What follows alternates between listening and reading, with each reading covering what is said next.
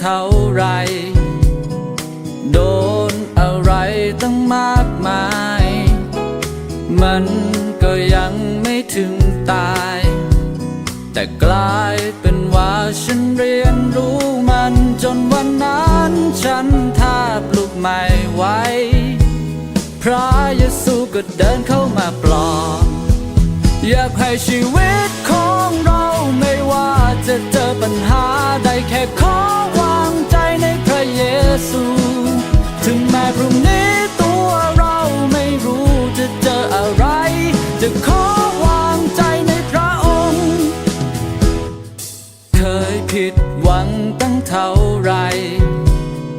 โดนอะไรต้องมากมายมันก็ยังไม่ถึงตาย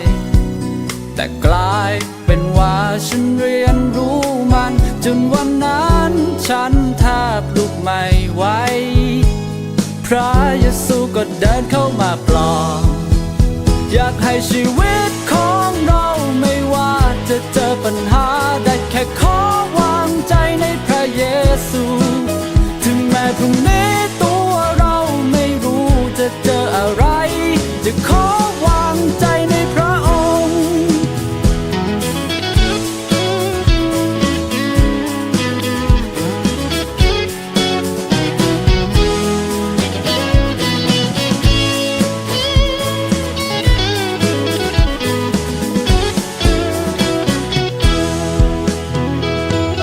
ผ่านของพระเยซูไม่หวั่นเกรงสิ่งใดๆอาวุธในหัวใจก็คือพระคำผ่านของพระเยซูไม่หวั่นเกรงสิ่งใดๆชัยชนะจงเป็นของเราอยากให้ชีวิตของเราไม่ว่าจะเจอปัญหาใดข